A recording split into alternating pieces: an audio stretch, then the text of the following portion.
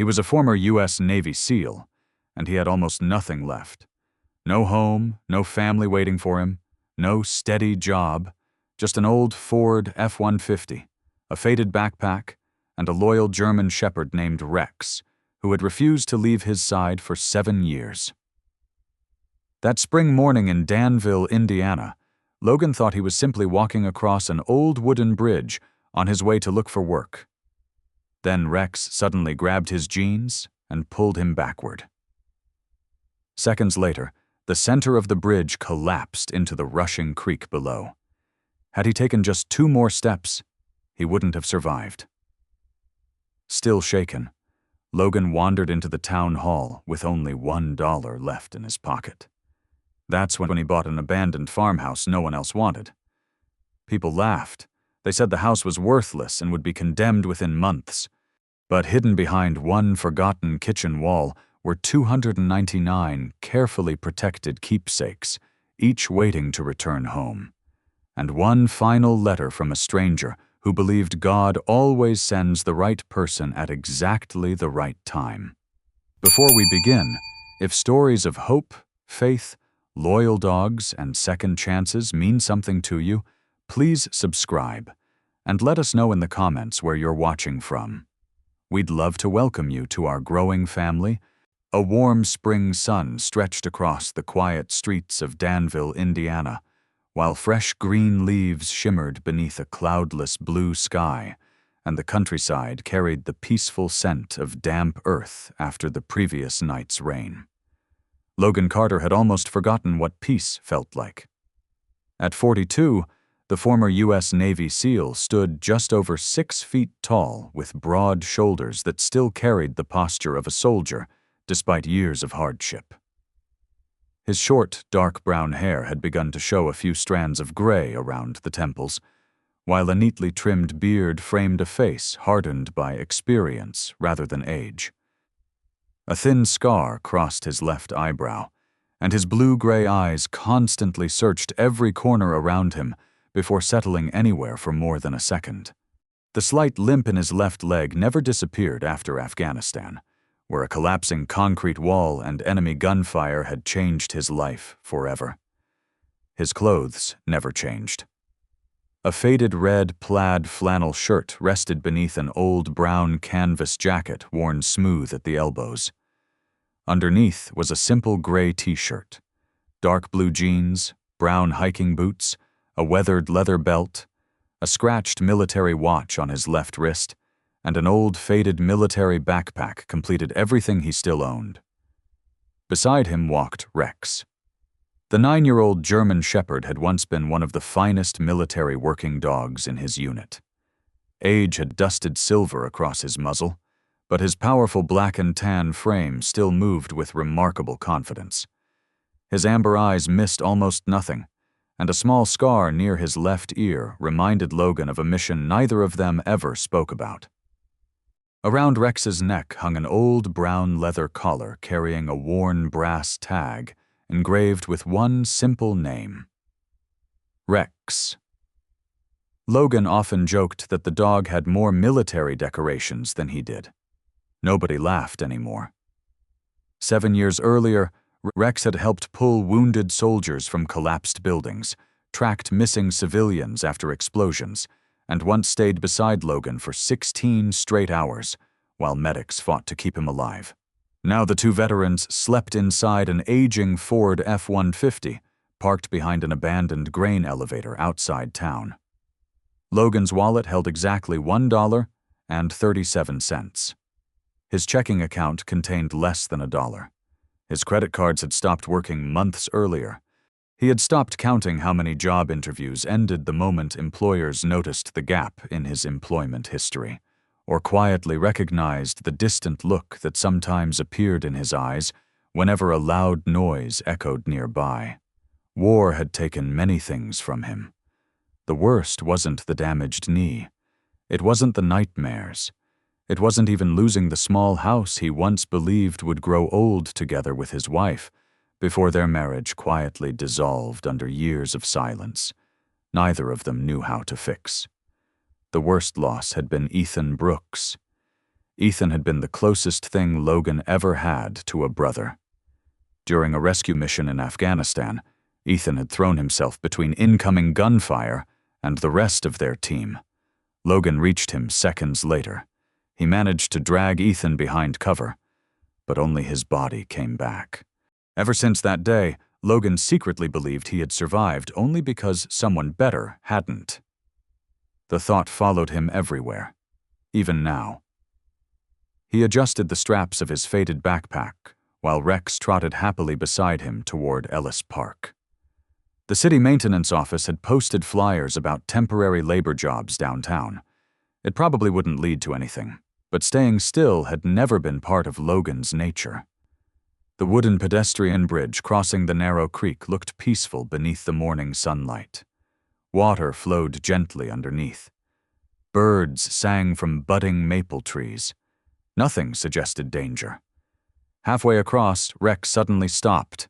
His ears lifted. His entire body became rigid. Logan noticed immediately. Years in the military had taught him one simple rule. If Rex stopped, something was wrong. "What is it, buddy?" Rex didn't move. Instead, he lowered his head and stared directly at several weathered planks beneath Logan's boots. A faint cracking sound drifted upward, almost too soft for human ears. Rex lunged forward and gently grabbed the fabric of Logan's jeans near the knee, pulling backward with surprising force. "Easy," Logan smiled. Then he heard it. Another crack. Much louder. Instinct took over. He stepped backward, only 2 steps. The bridge exploded into noise. The center section collapsed all at once. Heavy beams snapped apart. The railing disappeared. Rotting boards crashed into the creek below, sending muddy water high into the air. Logan froze. Had he taken one more step, he would have fallen nearly 15 feet together with several thousand pounds of collapsing timber. For several seconds, nobody spoke. Rex stood firmly between Logan and the empty gap, still staring at the broken bridge. A park maintenance truck screeched to a stop nearby. The driver hurried toward them. His name tag read, Frank Donovan. Frank was a stocky man in his late 50s with weathered skin, thick gray hair beneath a faded baseball cap, and heavy hands shaped by decades of outdoor work. He had spent nearly 30 years maintaining Danville's parks and carried himself with the calm confidence of someone who solved problems instead of talking about them. "My lord," Frank whispered, while staring at the missing section of bridge. He looked down at Rex. "Your dog just saved your life." Logan slowly knelt. His hands trembled slightly as he wrapped both arms around Rex's neck. The old German shepherd leaned against him without making a sound. For the first time in years, Logan felt genuinely afraid. Not of dying, of how close he had come without even realizing it. He rested his forehead against Rex's. "You've done it again," he whispered. "Looks like you still refuse to retire." Frank later checked Logan for injuries before making a quick radio call. Since Ellis Park would be closed immediately for safety inspections, he suggested Logan walk to Danville Town Hall, where temporary assistance had been organized for visitors affected by the closure. Logan thanked him. The walk into town felt strangely different. Every breath reminded him he was still alive. The streets slowly filled with people enjoying the beautiful spring morning. Children laughed outside a bakery. An elderly couple watered flowers outside their porch. Life continued as though nothing extraordinary had happened. Inside Town Hall, Logan accepted a paper cup of water and quietly sat near the back of a large meeting room. Rex rested faithfully beside his chair. He reached into his pocket. One worn $1 bill. 3 quarters, 1 dime, 2 pennies. That was everything. A cheerful auctioneer stepped onto the stage. "Ladies and gentlemen," he announced, "we have one final property remaining." Several people immediately stood, preparing to leave. A photograph appeared on the screen. An abandoned white farmhouse, weathered paint, broken windows, a sagging front porch. Someone near the front laughed. "Nobody wants old Henry Sullivan's place." Others nodded in agreement. The opening bid dropped again, and again. Finally, $1. The room fell silent. Logan looked down at the single dollar resting in his palm. Then he looked at Rex. The old dog slowly wagged his tail. Logan raised his hand. The laughter began almost immediately. 5 minutes later, he walked out carrying the deed to a forgotten farmhouse that nobody else wanted. He believed he had just bought a roof. He had no way of knowing that somewhere behind the walls of that abandoned house, another man had been waiting for him for nearly 30 years. Morning sunlight poured through the cracked windows of the abandoned farmhouse, painting long golden lines across layers of dust that had remained untouched for years. Outside, birds sang from the maple trees, while a cool spring breeze carried the scent of fresh grass across the quiet countryside surrounding Danville. Logan Carter stood silently on the sagging front porch, holding the rusty key that now belonged to him. The laughter from yesterday's auction still echoed faintly in his memory. Yet the faded farmhouse before him somehow felt less like a mistake and more like a promise waiting to be understood. Rex stepped through the open doorway first, just as he had done countless times during military search operations, carefully scanning every corner before looking back at Logan as if asking permission to continue. Inside, time seemed to have stopped. White sheets draped over forgotten furniture like silent ghosts. Water stains spread across the ceilings. A grandfather clock stood frozen at 4:17, its pendulum missing. The floor creaked beneath every step, and the smell of old pine, dust, and damp plaster filled the air. Logan smiled faintly. "I've slept in worse places," Rex answered with a quiet wag of his tail. Logan removed his faded backpack and placed it beside the fireplace. Everything he owned fit into a single corner of the enormous house. One blanket, 2 changes of clothes, a dented coffee pot, several military photographs folded inside a waterproof pouch, a flashlight. Nothing more. He spent the next several hours opening windows that refused to move, sweeping years of dirt from the wooden floors and carrying broken chairs onto the porch. His injured knee protested every trip, but physical pain had long ago become background noise. Around noon, an old white pickup truck stopped outside. A woman climbed out carrying a thick folder beneath one arm. She introduced herself as Linda Hayes, the city's senior building inspector.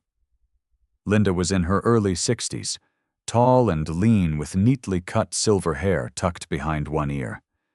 Deep lines around her eyes suggested decades of working outdoors rather than behind a desk. She wore practical work boots, a navy utility jacket, and reading glasses hanging from a cord around her neck. People around Danville respected her because she believed rules protected lives, yet she never enjoyed delivering bad news. She studied the house carefully before turning toward Logan. "So, you're the man who bought Henry Sullivan's place?" Logan nodded. "I suppose that's me." Linda opened the inspection folder. "I'm required to be honest." She handed him several pages covered in photographs. "The roof leaks in 3 places. Electrical wiring no longer meets code. Some floor supports have started rotting. If repairs aren't completed within 90 days, the city council will condemn the structure." Logan quietly flipped through the report. 90 days. He almost laughed. He didn't even know how he would afford dinner tomorrow. Still, he signed the acknowledgement without complaint. Linda noticed. "Most people argue. I've learned arguing doesn't fix wood." For the first time, she smiled. Before leaving, she looked around the empty house. "Henry always kept this place cleaner than anyone expected." "You knew him?" Only a little. She paused. He wasn't much for conversation, but whenever someone in town was struggling, somehow they usually found a little hope afterward. What do you mean? Linda simply shook her head. I honestly don't know.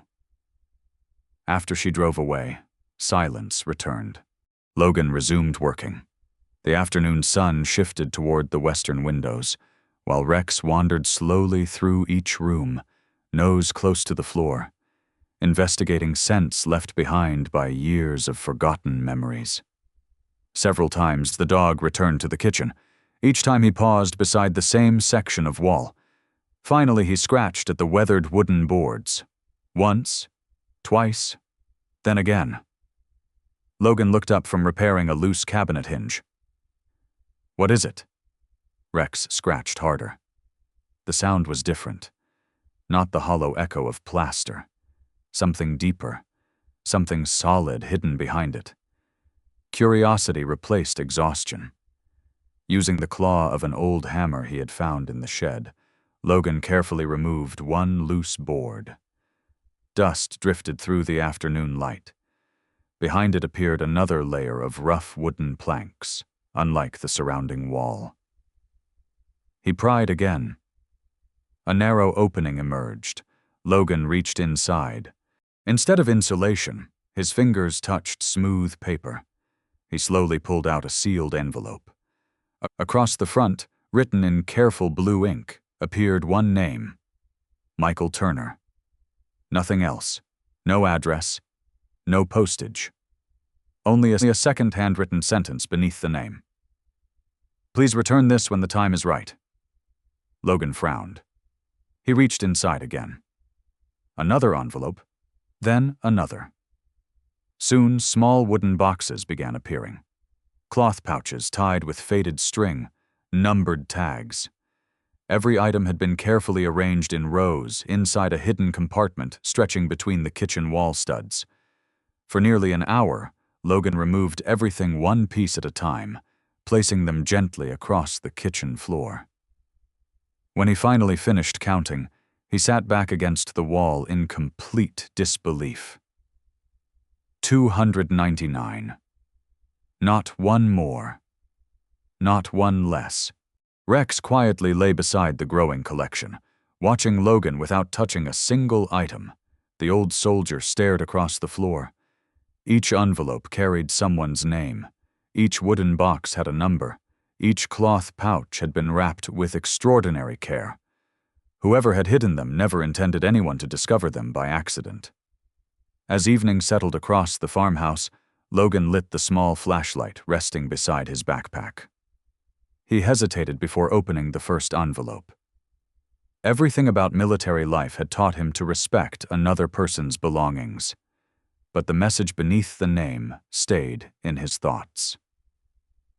Please return this when the time is right. Perhaps. The time had finally come. He carefully broke the seal. Inside rested an old silver pocket watch. Though scratched with age, it had been polished so lovingly that it reflected the flashlight like moonlight on still water. Beneath it lay a folded letter. Logan unfolded the yellowed paper. The handwriting remained remarkably steady. If you are reading this, I am no longer here. This pocket watch belongs to Michael Turner. He did not lose it because he was careless. Life demanded more from him than any good man should have to give. If you can find him, please return it. Ask for nothing. He has already paid enough. Henry Sullivan. Logan read the letter twice, then a third time. Without realizing it, he closed his hand around the old watch. The cool metal instantly carried him somewhere else. Another continent, another lifetime, another soldier, another promise he could never keep. His breathing slowed. The familiar weight of guilt pressed against his chest. Before the memories could overwhelm him, Rex quietly crossed the room. The old German shepherd rested his silver muzzle on Logan's knee, exactly as he had done after difficult missions years before.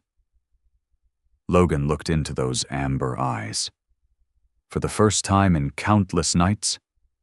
He felt the storm inside his mind become quiet. Outside, spring wind whispered through the maple trees. Inside the old farmhouse, surrounded by nearly 300 forgotten lives, Logan Carter closed his eyes and fell asleep beside the first letter Henry Sullivan had left behind. 3 peaceful spring mornings passed before Logan Carter decided to leave the farmhouse again. During those days, he repaired loose porch boards, covered 2 broken windows with plywood, and carefully organized every numbered envelope and wooden box into neat rows across the living room floor. He refused to open another one. Henry Sullivan's first letter had already made the old man's intentions clear. These belongings were never meant to satisfy curiosity.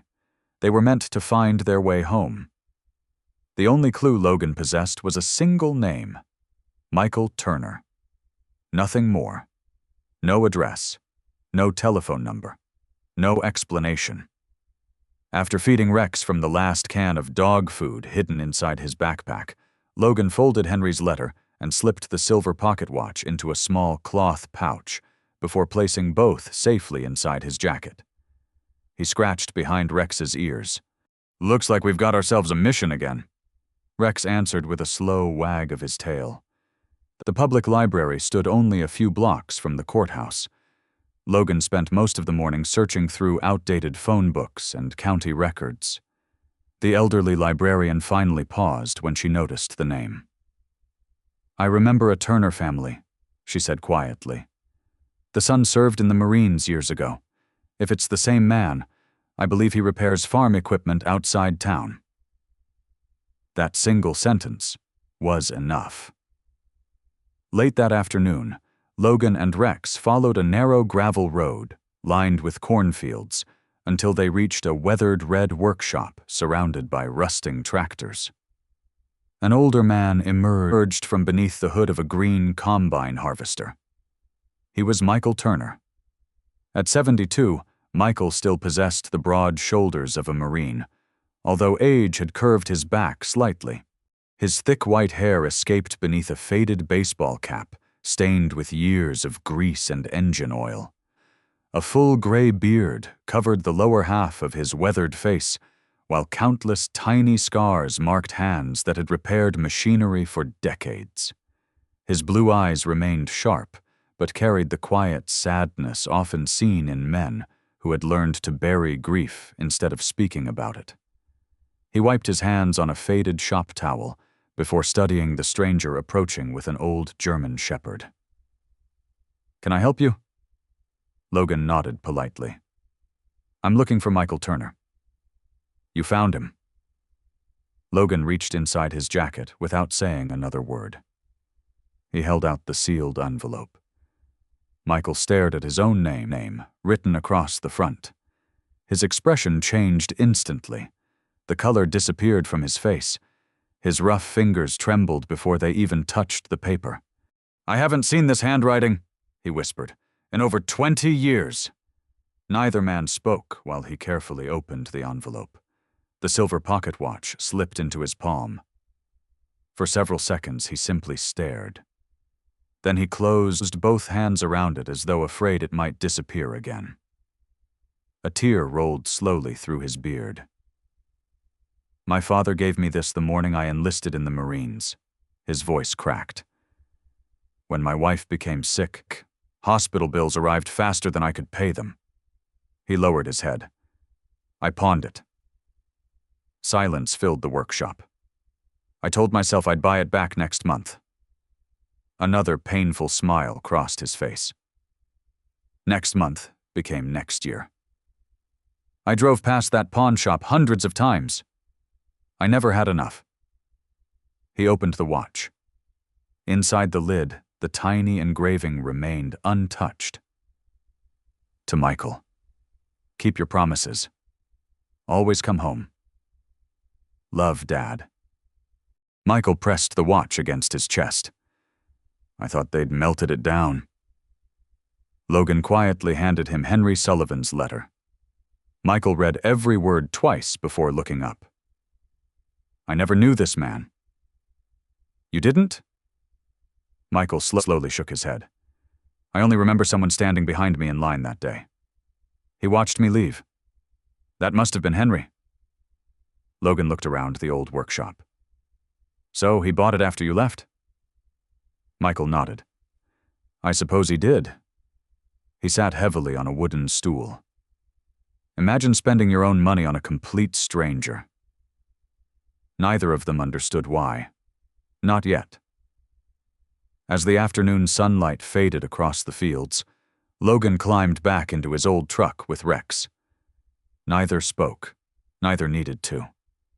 Somewhere along the quiet country road leading back toward Danville, Logan turned off onto a smaller lane bordered by rows of American flags.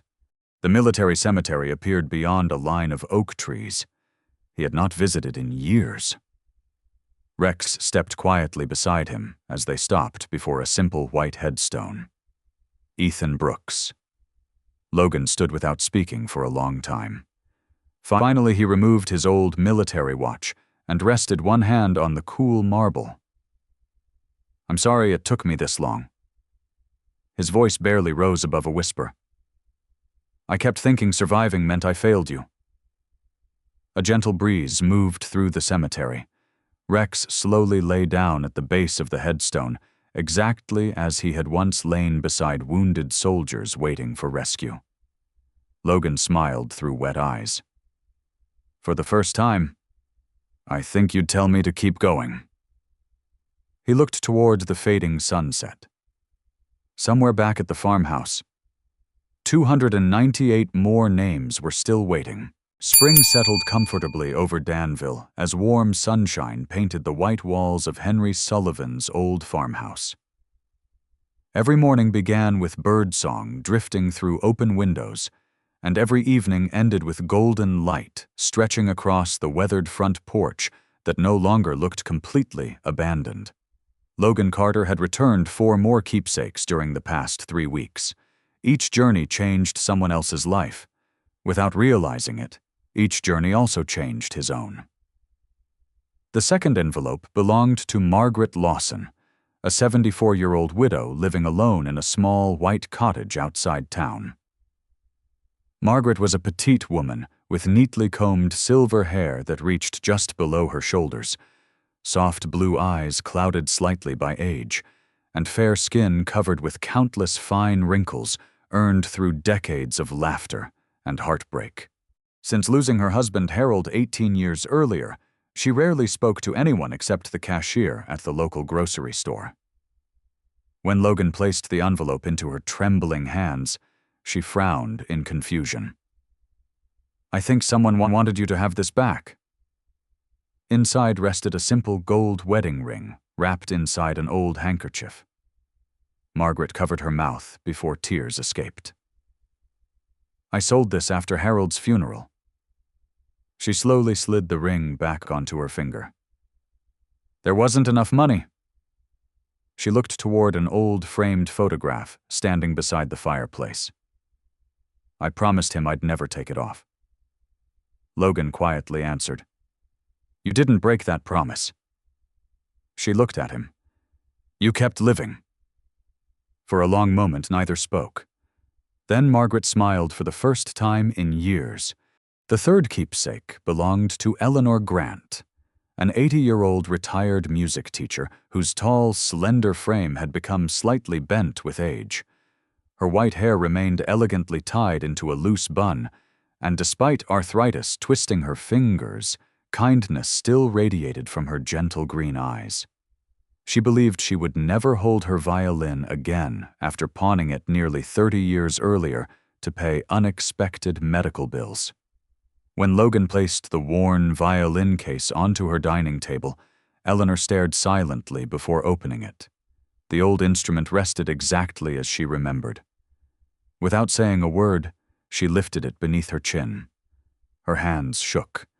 The first note cracked. The second sounded clearer. By the third, the tiny living room filled with the melody of amazing grace. Logan noticed tears rolling down her face. Not because the music was perfect, because it still existed. A week later, another envelope led Logan to Samuel Briggs, a 68-year-old Vietnam veteran. Samuel stood nearly as tall as Logan, though years of heavy construction work had broadened his shoulders and weathered his face. His thick gray mustache covered a permanent frown that many people misunderstood as anger. In truth, Samuel rarely smiled because he carried the weight of losing 2 brothers during military service. Inside Henry's carefully preserved wooden box rested Samuel's Bronze Star Medal. The veteran stared at it for several long seconds before shaking his head. "I stopped believing I'd ever deserve to wear this again." Logan gently placed the medal into Samuel's hand. "You never stopped deserving it?"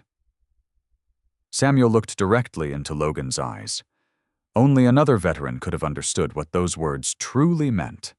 The 4th delivery brought Logan and Rex to a young family living on the edge of Danville. An old leather photo album waited inside the envelope. The parents opened it together while their 2 children gathered nearby.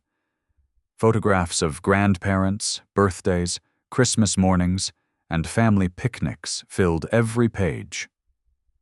The youngest daughter whispered, "I've never seen Grandpa when he was little." Her mother quietly cried while turning each page. For the first time, Logan began understanding Henry Sullivan's mission. He had never collected objects. He had protected memories. Word spread quickly through Danville. People no longer whispered about the homeless veteran who had foolishly spent his last dollar on a collapsing farmhouse. Instead, conversations usually began with another sentence. "Have you heard what Rex did today?" The old German shepherd had somehow become famous without understanding why. One afternoon outside the grocery store, a former Army medic suffering from severe PTSD suddenly froze when a delivery truck slammed its loading ramp onto the pavement. The loud metallic crash instantly pulled him back into memories of combat. His breathing became rapid. His hands shook uncontrollably. Before anyone reacted, Rex calmly walked toward the frightened veteran. Without barking, without jumping, he simply sat beside the man. After a few silent moments, Rex rested his head gently against the veteran's knee. The man's breathing slowly returned to normal. He buried one trembling hand into Rex's fur. "Thank you," he whispered. Several people watched the moment. None of them forgot it. A few days later, while Logan repaired loose porch boards, a little girl came running through the front gate crying. Her name was Lucy Harper, a 7-year-old child with curly blonde hair, freckles scattered across her cheeks, and bright hazel eyes usually filled with endless curiosity.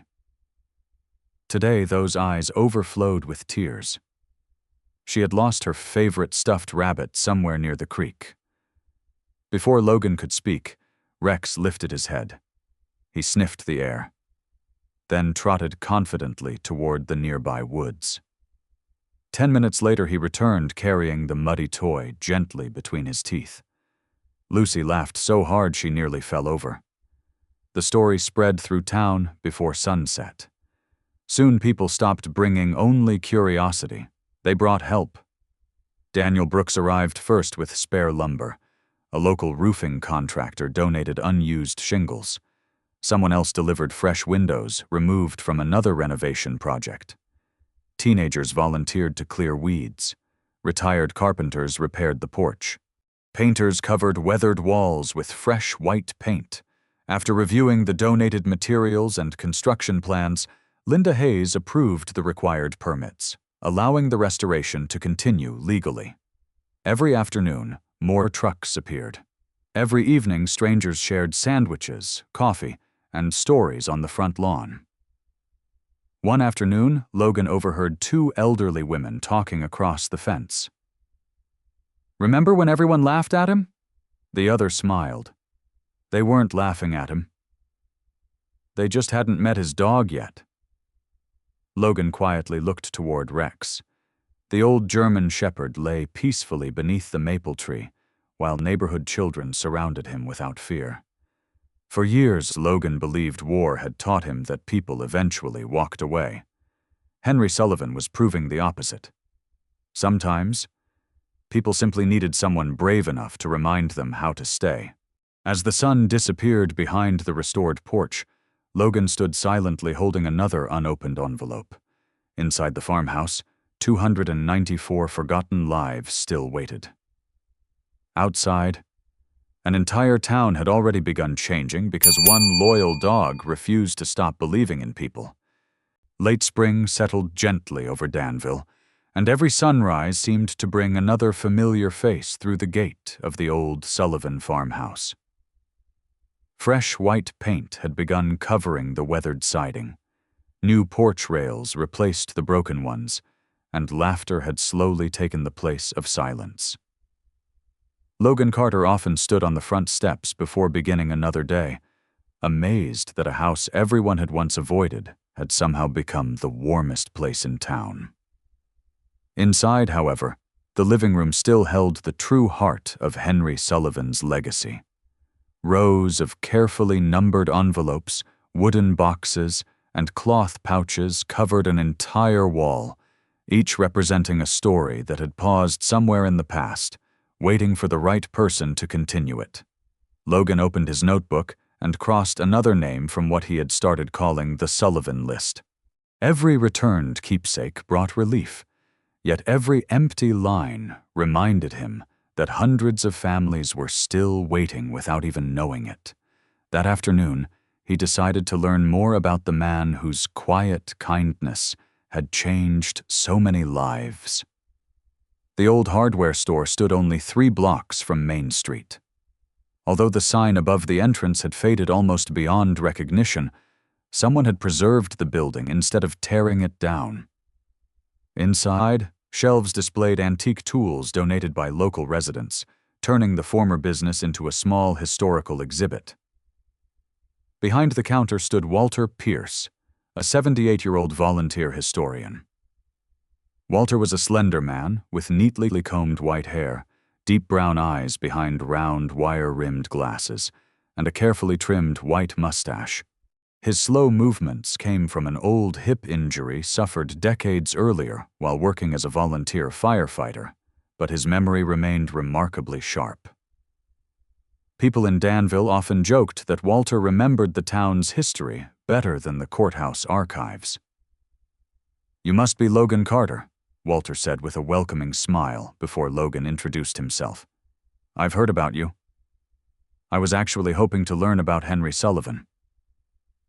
Walter's expression softened immediately. "So, you've found his house?" Logan nodded. "I found much more than that." Walter slowly walked toward a faded black and white photograph hanging on the wall. The picture showed a younger Henry Sullivan standing outside the very same hardware store beside a smiling woman. "That's Anna," Walter said quietly. "His wife." Henry looked almost unrecognizable. His dark hair had not yet turned gray, and his broad shoulders reflected years of honest physical work. Beside him, Anna Sullivan smiled warmly, her auburn hair tucked beneath a simple straw hat. She was known throughout Danville for bringing homemade bread to neighbors who were struggling, never allowing anyone to discover who had left it on their porch. "They never had children," Walter continued, "but they treated this whole town like family. What happened?" Walter remained silent for several seconds. "Anna died from cancer." The words settled heavily between them. Henry closed the store for nearly 6 months. When he reopened, Walter looked toward the old cash register. He wasn't the same man. He laughed less. He talked less. But something else changed. Logan listened carefully. People started noticing that whenever someone pawned something precious because life had cornered them. Walter paused. Somehow those items quietly disappeared from the pawn shop. Logan frowned. Disappeared? No one understood it back then. Walter smiled faintly. Now I think we do. Logan immediately remembered Michael Turner's pocket watch. So Henry bought them. Walter nodded. He never bought jewelry because it was valuable.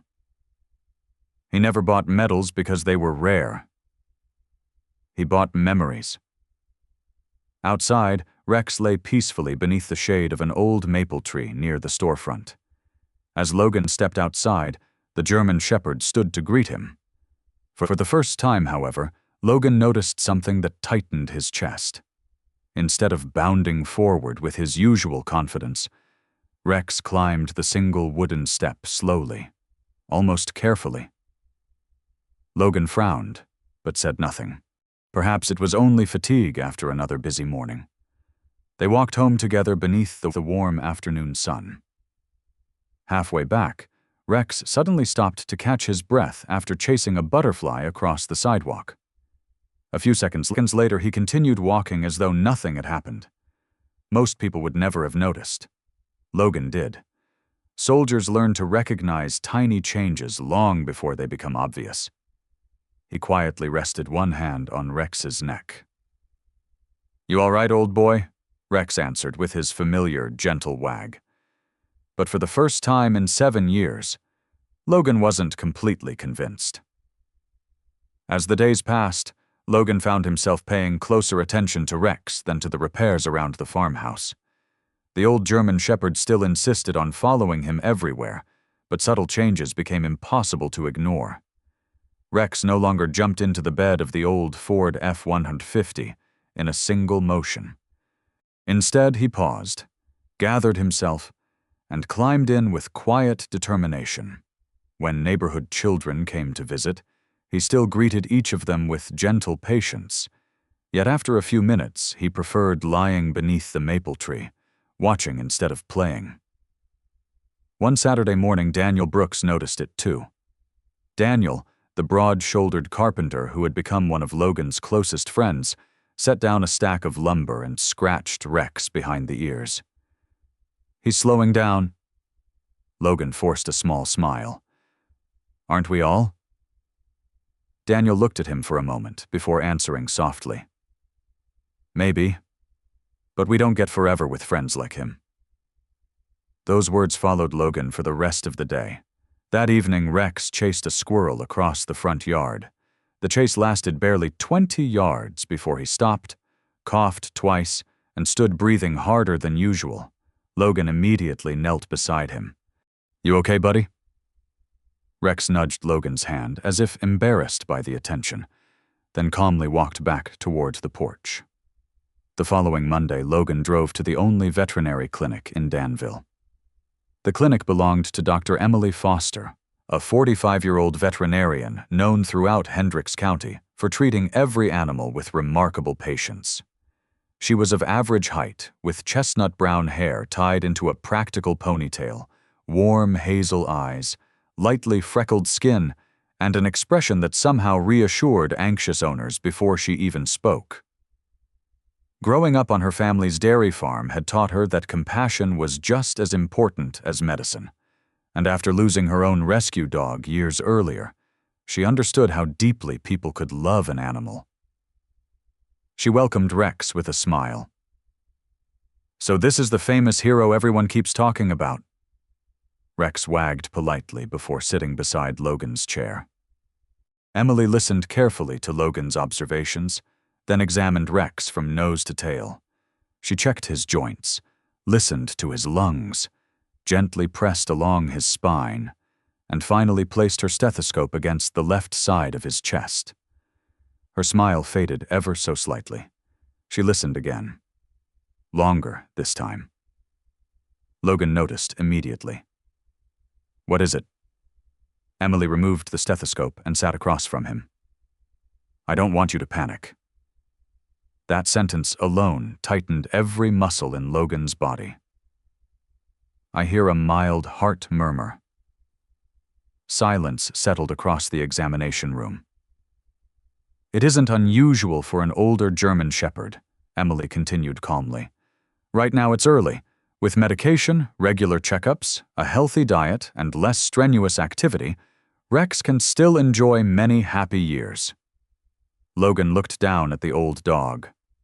Rex simply watched him with complete trust. So he's not in pain?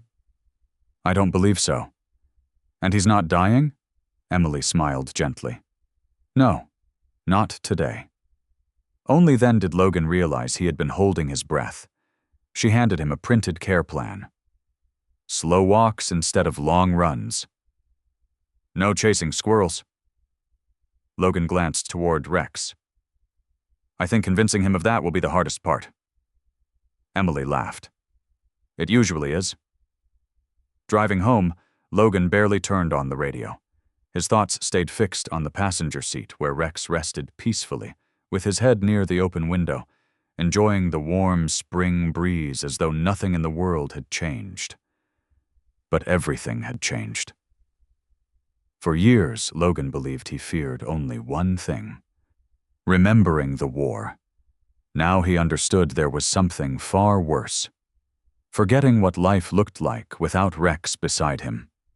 That evening, the volunteers gathered once again at the farmhouse. Fresh siding was stacked near the barn. Paint cans lined the porch, and neighbors laughed while sharing homemade pie around a folding table.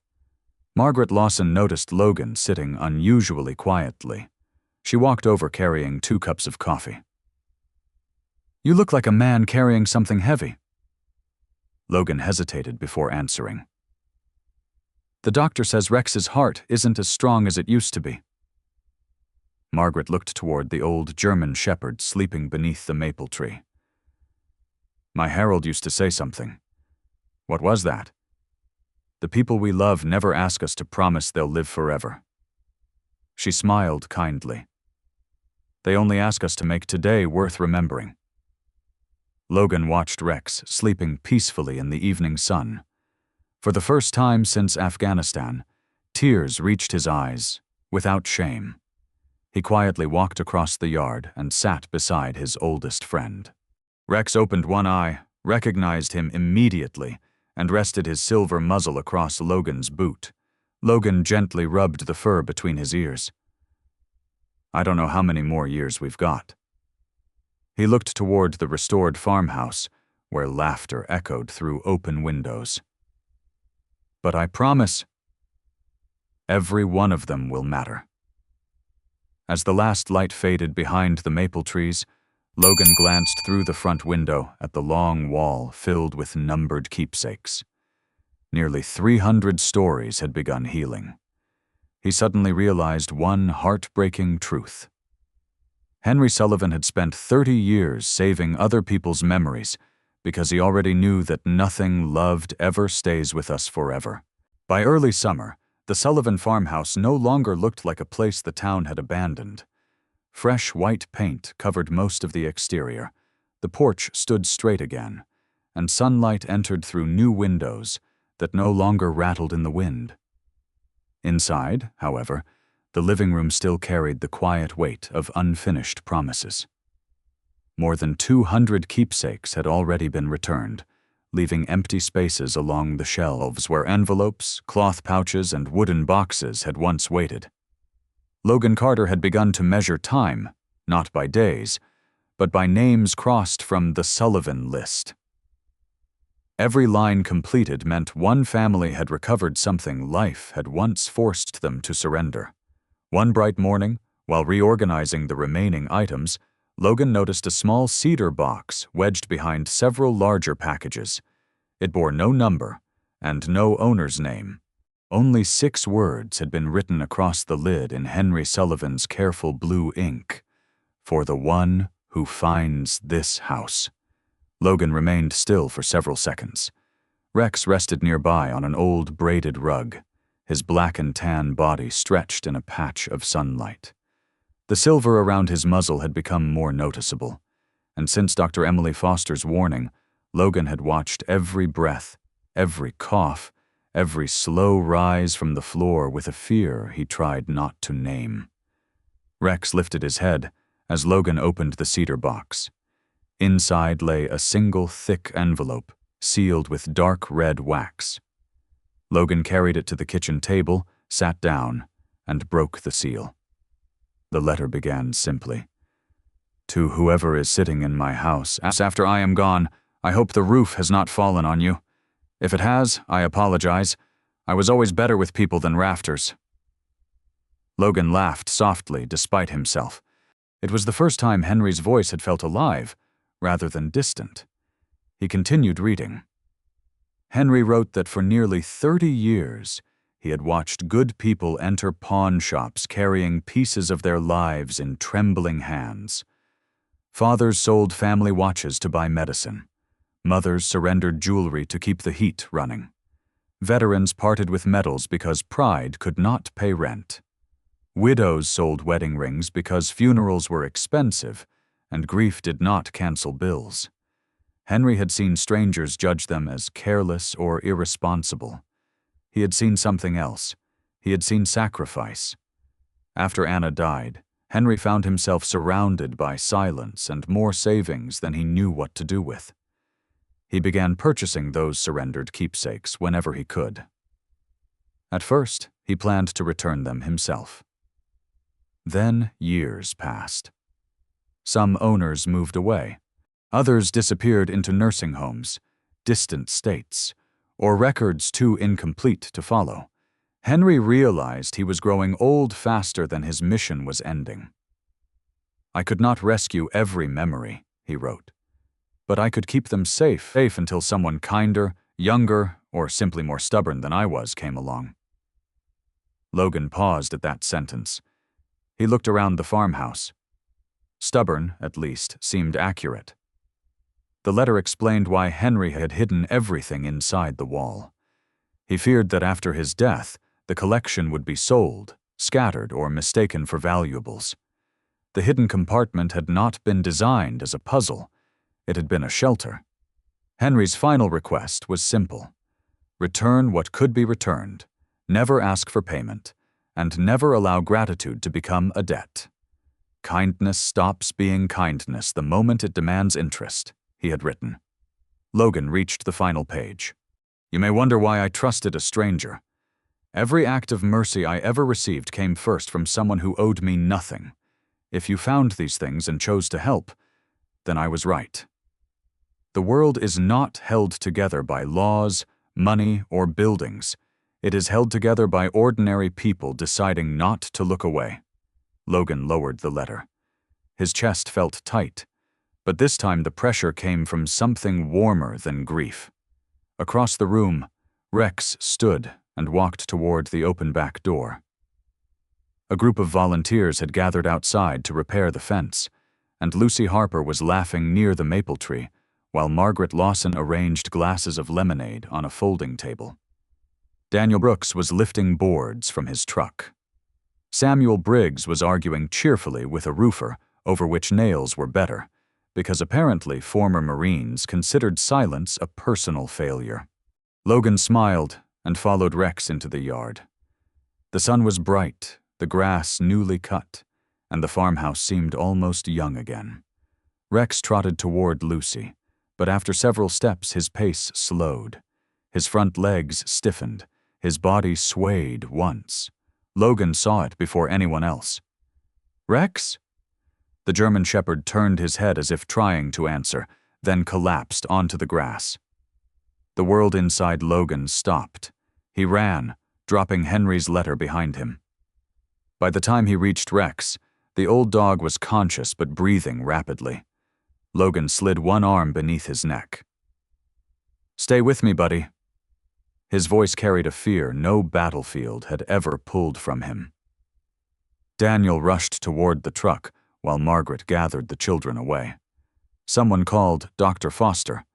Within minutes, Rex was laid carefully across the back seat. Logan beside him with one hand pressed against his chest, counting every heartbeat as though numbers could keep death outside the door. At the clinic, Emily moved with calm urgency. She examined Rex, administered medication, and ordered tests while Logan waited in a narrow hallway under lights too bright for hope. Hours later, she emerged. Her ponytail had loosened, and exhaustion shadowed her hazel eyes. "He's stable," she said. "His heart rhythm became dangerously irregular, but you brought him in quickly." Logan closed his eyes. What happens now? Treatment, rest, and close monitoring. The medication will be expensive, and he may need a specialist in Indianapolis. Logan looked through the glass at Rex sleeping beneath a thin blanket. He had no money left. The farmhouse repairs had consumed nearly every donation. For the first time since buying the property, Logan felt completely powerless. By sunset, however, word had spread through Danville.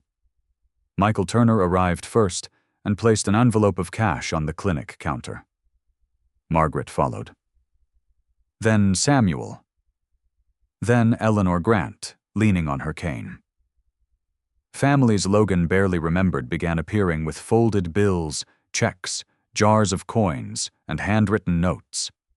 At the farmhouse, others opened the Sullivan list and volunteered to continue delivering the remaining keepsakes, while Logan stayed beside Rex. No one asked for permission. They simply carried forward what Henry had begun. Late that night, Logan sat beside Rex's recovery cage and reread the final line of Henry's letter. If kindness ever returns to you, do not call it repayment. Call it proof that it survived. Logan rested his hand against Rex's warm fur as tears finally came. For years, he had believed goodness disappeared the moment it was given away. Now an entire town stood outside that belief, proving him wrong. Early summer arrived in Danville, Indiana, beneath brilliant blue skies and warm sunlight that settled gently across the restored Sullivan farmhouse. The peeling paint, broken windows, and collapsing porch that had once frightened buyers were now only distant memories. Flowers bloomed along the front walkway. Children's laughter drifted through the yard almost every afternoon, and the old maple tree cast a wide circle of shade where Rex liked to rest. Only one keepsake remained.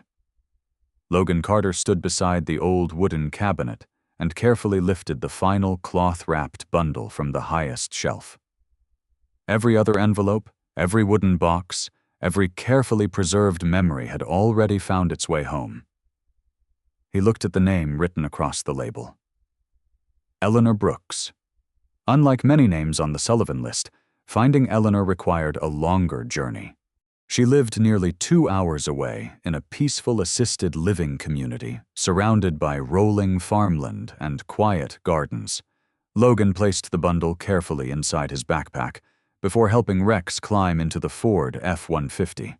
The old German Shepherd moved slower than he once had, pausing before each step, yet his amber eyes still carried the calm confidence Logan had trusted for 7 years. The drive felt strangely peaceful. For the first time since buying the farmhouse, Logan wasn't wondering how many keepsakes remained. He was wondering what Henry Sullivan would have thought if he could have seen how many lives had quietly changed. Eleanor Brooks was 85 years old. She was a small woman with neatly brushed white hair gathered into a soft bun, gentle brown eyes brightened by kindness rather than youth, and thin hands marked by decades of baking, gardening, and raising children. Arthritis had bent her fingers, but it had never taken away the warmth in her smile. The nurses described her as the grandmother of the entire residence because she somehow remembered every birthday and every grandchild's favorite dessert. When Logan introduced himself, Eleanor looked puzzled. "I believe I have something that belongs to you." She slowly opened the cloth bundle.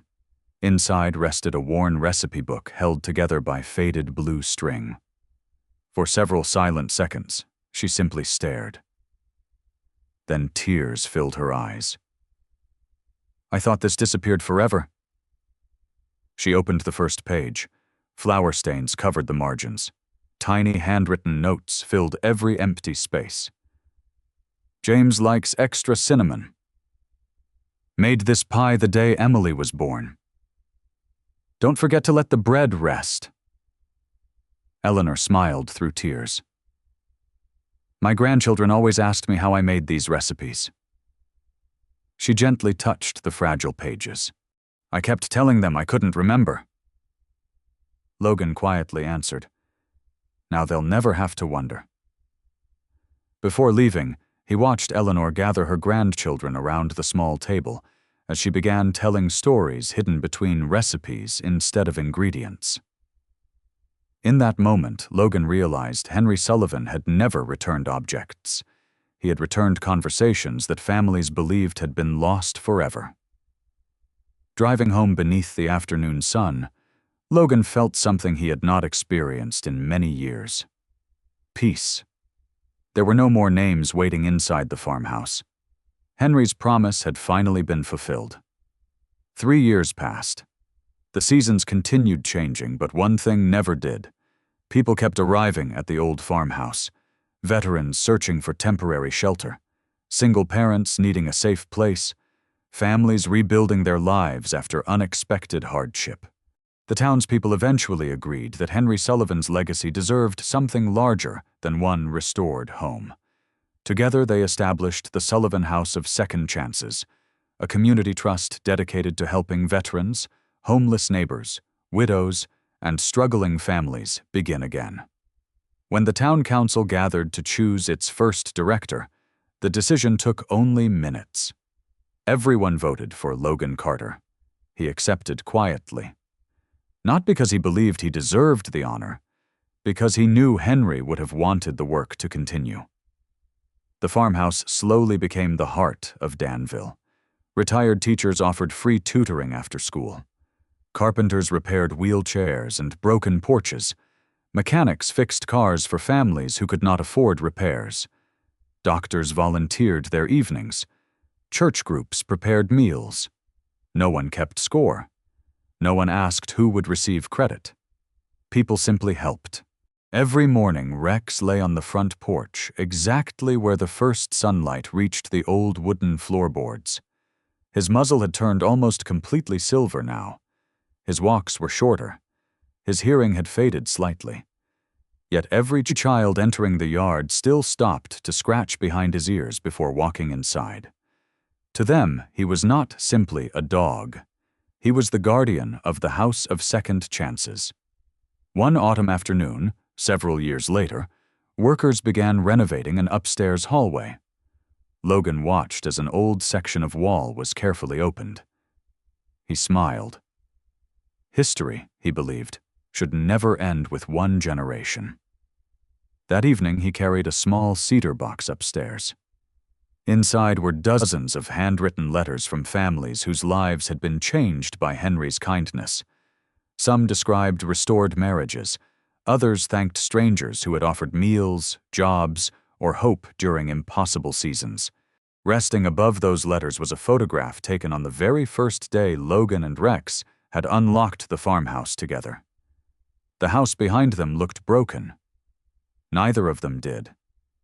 Before closing the wall, Logan added one final handwritten note. Henry Sullivan preserved memories.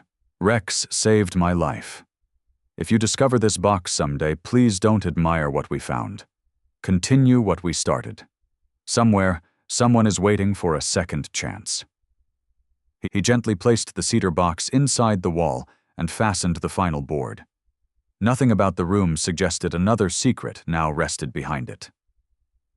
As evening settled across Danville, Logan carried 2 rocking chairs onto the porch. He lowered himself into one. Rex slowly settled beside him with a contented sigh. Together they watched children playing beneath the maple tree, while neighbors laughed across the yard that nobody called abandoned anymore. Years earlier, Logan believed he had purchased a forgotten farmhouse with his last dollar.